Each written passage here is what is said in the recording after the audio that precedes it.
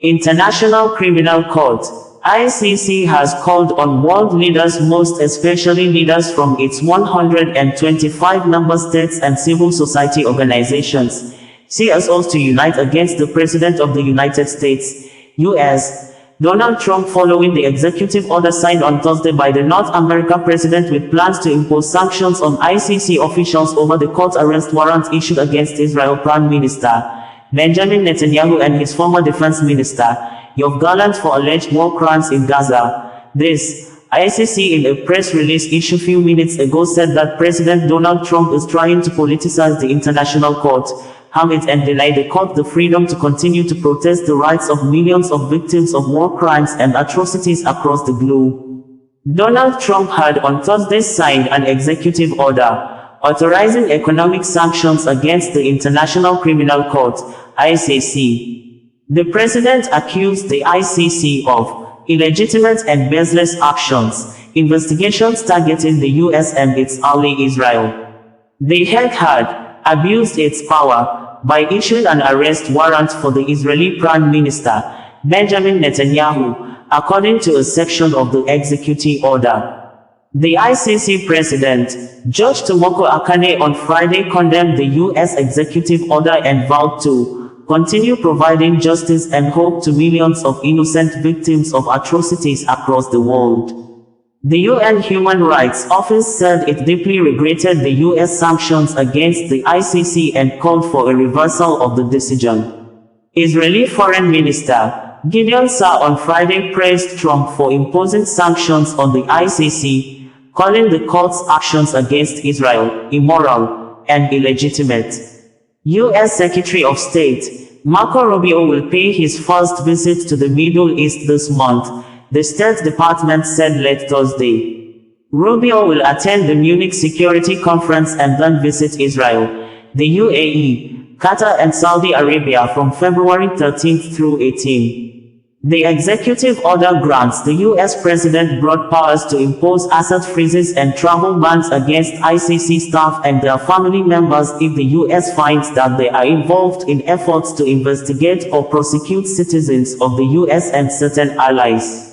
The U.S. action against the ICC came in response to the court's decision in November to issue arrest warrants for Israeli Prime Minister Benjamin Netanyahu and his former defense minister Yoav Gallant for alleged war crimes in Gaza. Excerpts of the statement of ICC President Judge Tomoko Akane following the issuance of the U.S. executive order seeking to impose sanctions on the International Criminal Court reads below. I note with deep regret the issuance by the United States of an executive order seeking to impose sanctions on the officials of the International Criminal Court (ICC) harm the court's independence and its impartiality, and deprive millions of innocent victims of atrocities of justice and hope.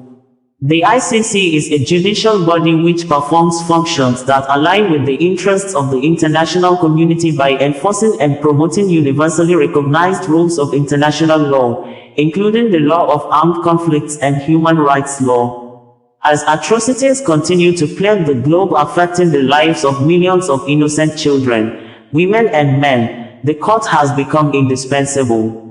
It represents the most significant legacy of the immense suffering inflicted on civilians by the world wars, the Holocaust, genocides, violence, and persecutions. When most of the states of the world gathered to draft the Rome Statute, they made the dream of many women and men come true.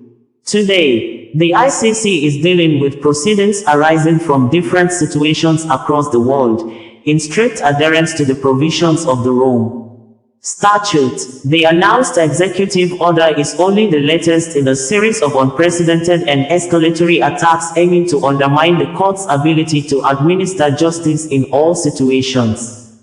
Such threats and coercive measures constitute serious attacks against the court's state parties, the rule of law-based international order, and millions of victims.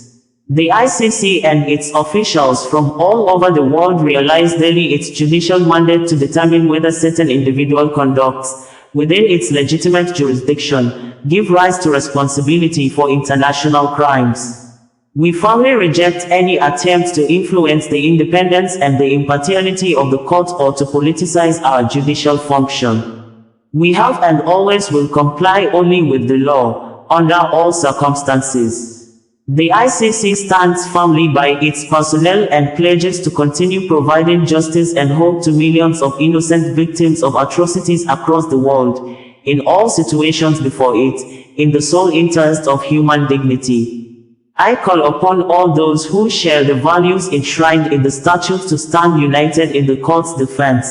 Our 125 states parties, civil society and all nations of the world. Osazuwa Level, bringing you the news in a more digital way.